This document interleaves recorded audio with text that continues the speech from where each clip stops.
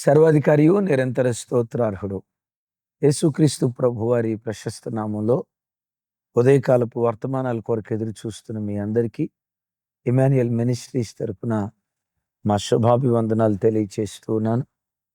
క్రీస్తునందు మాకు అత్యంత ప్రియమైన దైవ జనాంగమా, ఎలా ఉన్నారు?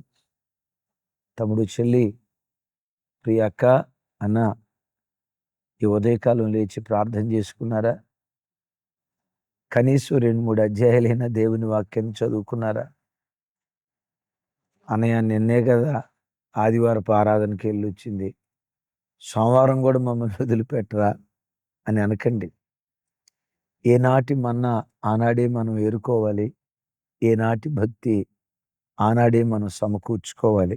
ఒకవేళ ఇంకా ప్రార్థన చేసుకోకపోతే ఈ వర్తమానం విన్న తర్వాత అయినా కొద్దిసేపైనా ప్రార్థనలో గడిపి ఆ తర్వాత మీ ఉద్యోగాల నిమిత్తం, వ్యాపారాలు, పనుల నిమిత్తం వెళ్ళండి.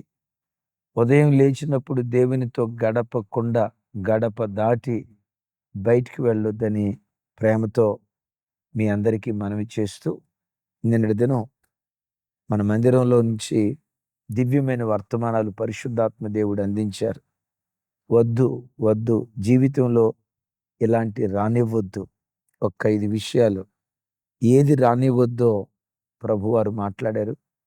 అలాగే సెకండ్ సెషన్లో జార్జనను నిన్ను ఘనునిగా నిలవబెట్టే గొప్ప దేవుడు, చక్కటి వర్తమానం.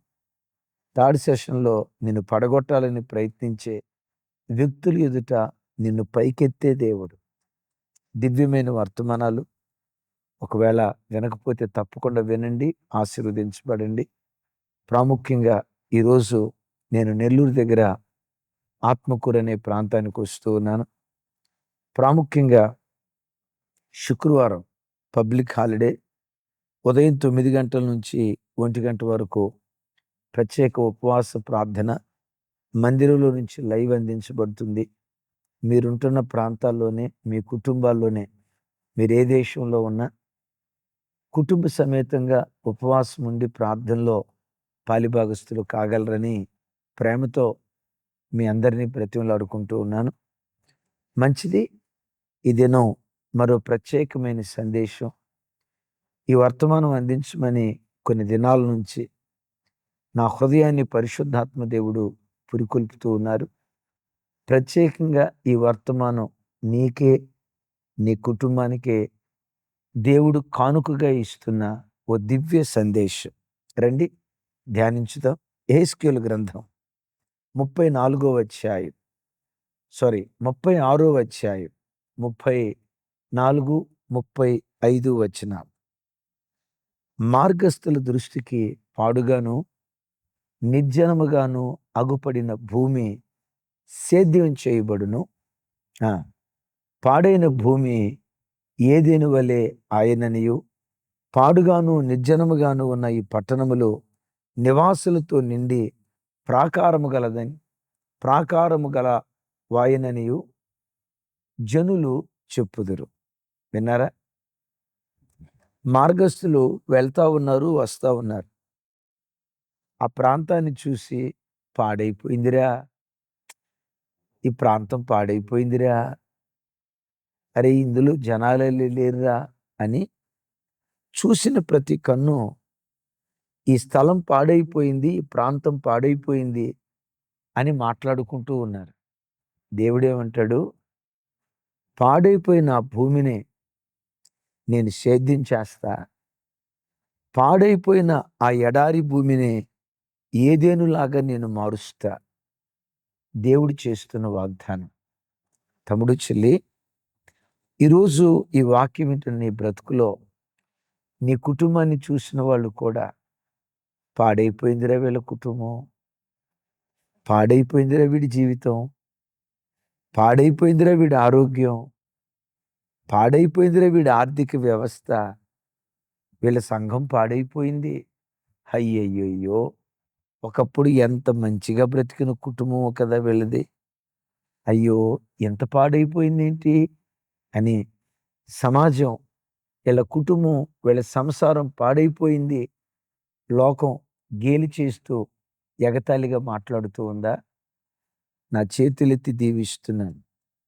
పాడైపోయిన నీ బ్రతుకునే దేవుడు సేద్యం చేసి ఏదెనులాగా నీ బ్రతుకును మార్చే శక్తిమంతుడైనటువంటి దేవుడు. నువ్వు బ్రతుకుతున్న సమాజంలో చుట్టూతా ఉన్న వాళ్ళ దృష్టికి పాడైపోయిన సంసారంగా నీ సంసారం కనబడుతుందా? ఓ దివ్యమైన మాట పరిశుద్ధ గ్రంథమైన బైబిల్‌లో నుంచి మీకు జ్ఞాపకం చేస్తాను. రాజుల మొదటి గ్రంథం 9వ అధ్యాయం 10వ వచనం నుంచి 13వ వచనం వరకు. రాజైన సొలొమోను దేవుని మందిరాన్ని, అలాగే సొలొమోను నగరాన్ని ఇంచుమించు 20 సంవత్సరాలు కట్టాడు. మందిర నిర్మాణానికి కావలసిన అనేక మౌలిక సదుపాయాలు, అనేక మ్రానులు తూరు దేశం నుంచి హీరాము రాజు పంపించాడు. ఆ రాజుకు కృతజ్ఞతగా సొలొమోను ఏం చేశారో 9వ అధ్యాయం 10వ వచనం నుంచి రాసి ఉంటుంది. సొలొమోను యెహోవా మందిరమును, రాజనగరును ఈ రెండిటిని 20 సంవత్సరములలో కట్టించెను. అతడు పని ముగించిన తర్వాత తూరు రాజైన హీరాము సొలొమోను కోరినంత మట్టుకు దేవదారు మ్రానులను, సరళవృక్షపు మానులను, బంగారమును అతనికి ఇచ్చి ఉన్నందున సొలొమోను గలిలయ దేశమందున్న 20 పట్టణములను హీరామునకు అప్పగించాను. విన్నారా? గలిలయ ప్రాంతంలో 20 పట్టణాలను హీరాముకు కృతజ్ఞతగా కానుకగా ఇచ్చాడు. 12వ వచనం చూడండి. 12వ వచనం. హీరాము సొలొమోను తనకిచ్చిన పట్టణములను చూచుటకు తూరు నుండి రాగా అవి అతని దృష్టికి అనుకూలమైనవిగా కనబడలేదు గనుక, విన్నారా? గలిలయ ప్రాంతంలో 20 పట్టణాలను కృతజ్ఞతగా హీరాముకి ఇస్తే, హీరాము తూరు దేశం నుంచి సొలొమోను నాకు ఇచ్చిన 20 పట్టణాలు ఎలా ఉన్నాయి, ఎంత అద్భుతంగా ఉన్నాయి అని చూద్దామని వచ్చాడు.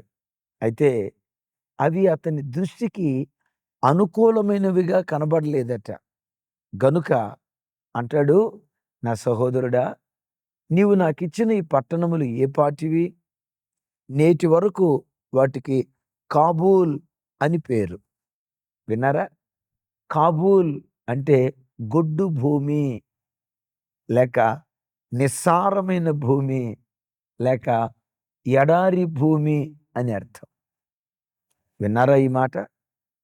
అంటే మార్గస్థుల దృష్టికి ఈ గలిలయ ప్రాంతంలో ఉన్న 20 పట్టణాలు ఎలా ఉన్నాయి?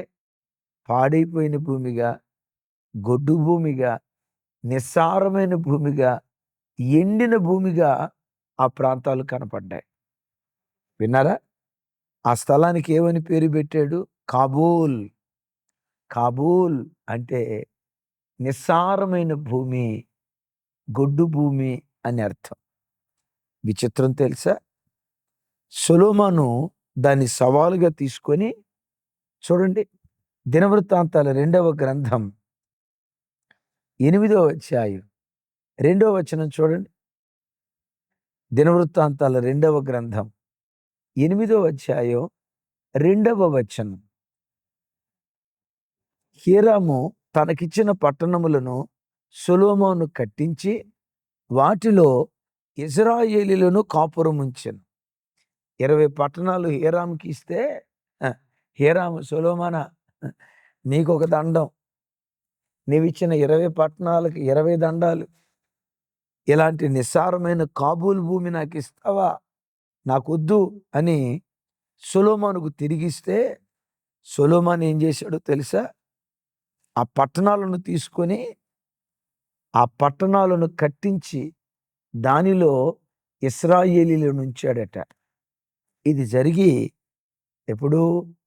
ఎప్పుడో క్రీస్తు పూర్వం 900 సంవత్సరాల క్రితం జరిగింది కదా. నాకు ఈ స్థలం వద్దు అనంటే సొలొమోను దాన్నే కట్టించాడు కదా. ఎవరా సొలొమోను? నీ ఆరాధ్య దైవం ప్రభు అయిన యేసుక్రీస్తు వారు. సమాజం నిన్ను చూసి వీడు నాకొద్దు అని అన్నారా? నీ కూతురు పెళ్లి చూపులకు వెళ్ళినప్పుడు మీ అమ్మాయి నల్లగా ఉంది, మీ అమ్మాయి పొట్టిగా ఉంది, మీ అమ్మాయి అందంగా లేదు, మీ అబ్బాయి సరిగ్గా లేడు అని మీ ఎత్తు, పొడుగు, లావు, ఉద్యోగ సద్యోగాలు చూసి ప్రజలు నిన్ను తుణీకరిస్తూ మాట్లాడారా? నీ కుటుంబ ఆర్థిక స్థితిగతులు చూసి ప్రజలు అవహేళన చేస్తూ ఈడెంత, ఈడు బతుకెంత, ఇదెంత, దీని బ్రతుకెంత అని మార్గస్థుల దృష్టికి కాబూల్లాగా నిస్సారమైన బ్రతుకులుగా నీ బ్రతుకులు కనపడ్డాయా? తెలుసా? నిస్సారంగా కనపడుతున్న నీ బ్రతుకులనే కట్టాలని సంకల్పిస్తున్నాడు పరమ సొలొమోనుగా పిలువబడుతున్న ప్రభు అయిన యేసు క్రీస్తు వారు. అదే భూములను సొలొమోను సవాలుగా తీసుకొని అద్భుతమైన పట్టణాలుగా ప్రాంతాలను కట్టాడు. సొలొమోనే అంత అద్భుతంగా కట్టగలిగితే సొలొమోను ఆరాధించే దేవుడు ఇంకెంత అద్భుతంగా కట్టగలడు? విచిత్రం తెలుసా? అది గలిలయ ప్రాంతం. అద్భుతం. హీరాము దృష్టికి ఇది పాడుగా ఉందని ప్రక్కన పెడితే ఈరోజు ఇజ్రాయేలు దేశంలో సస్యశ్యామలంగా ఉన్న ప్రాంతాల్లో ఈ గలిలయ ప్రాంతం ఒకటి.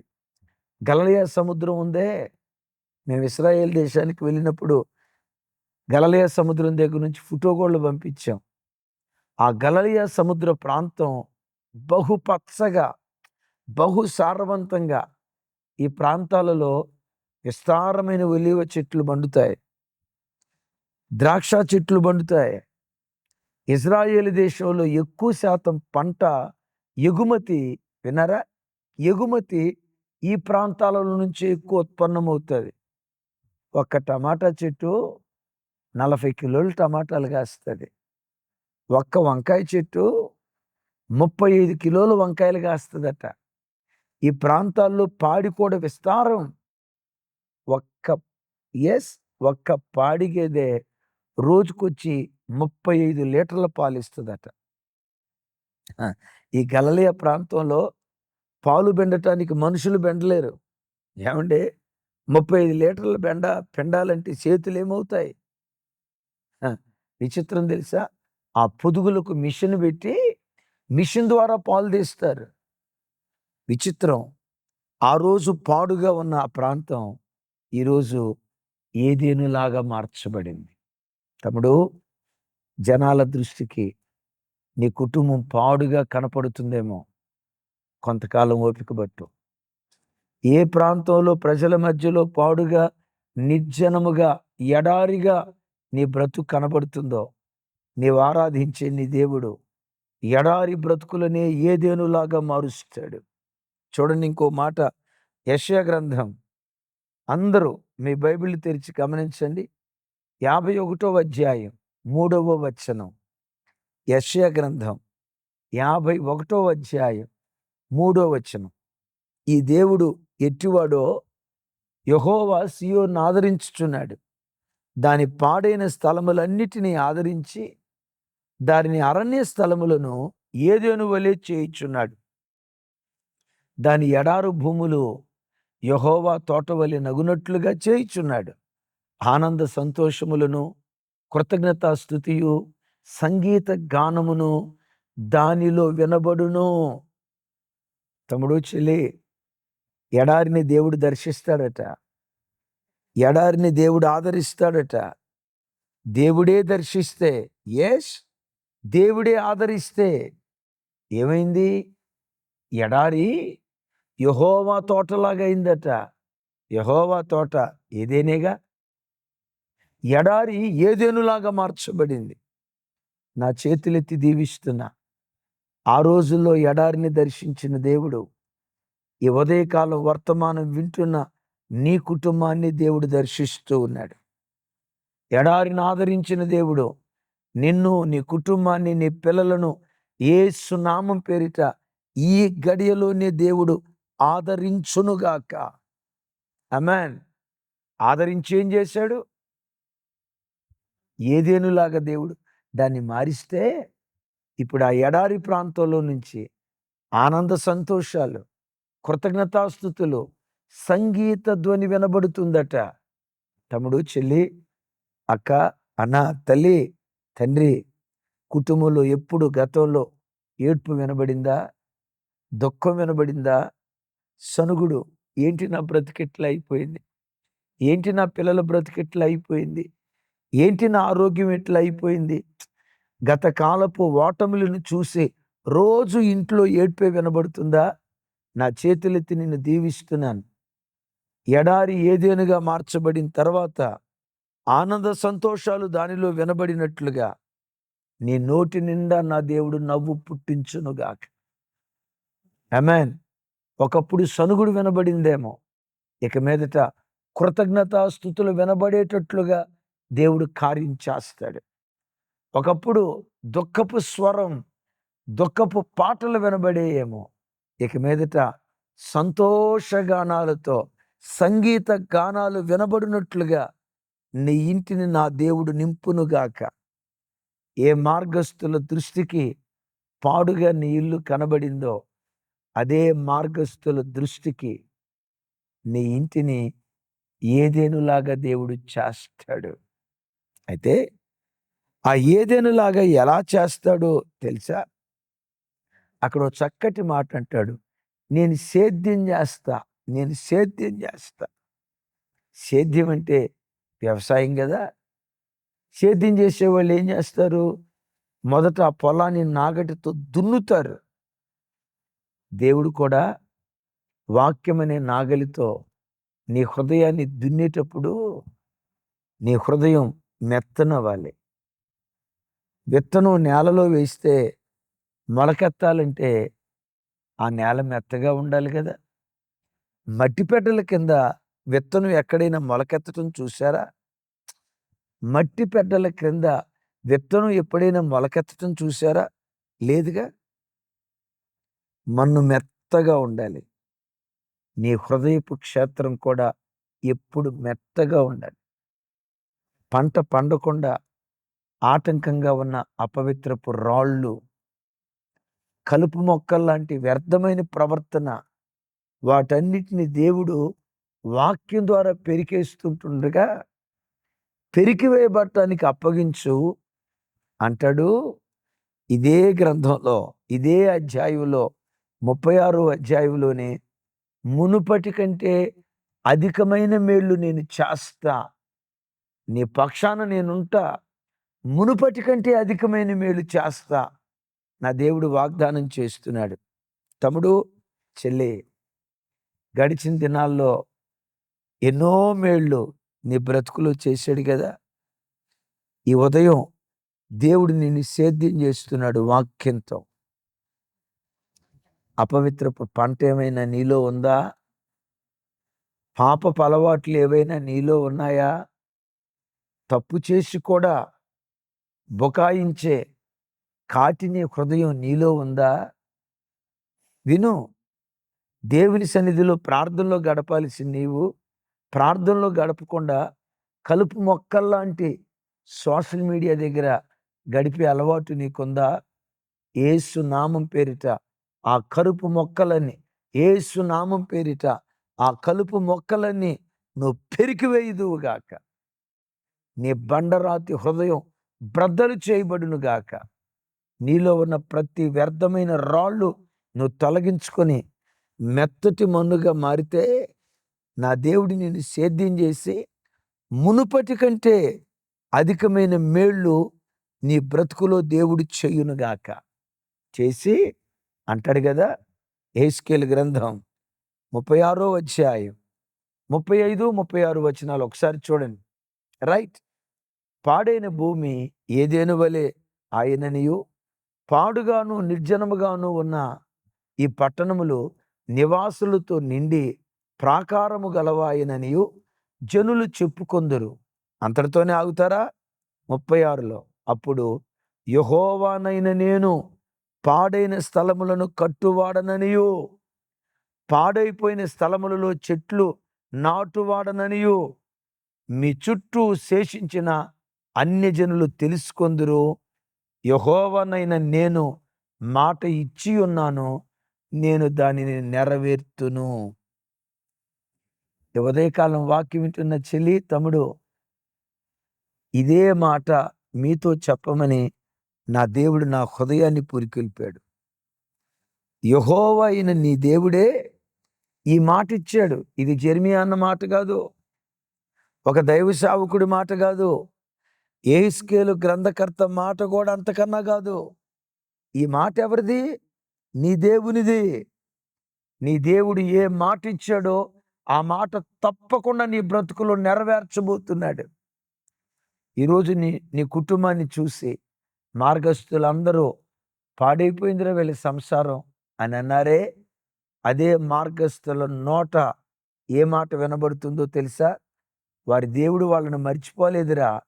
వారి దేవుడైన యెహోవా పాడైపోయిన స్థలాలు కట్టేవాడు, పాడైన స్థలాలలో చెట్లు నాటేవాడు, పాడైపోయిన వాళ్ళ బ్రతుకులు ఈ దేవుడు బాగు చేశాడు.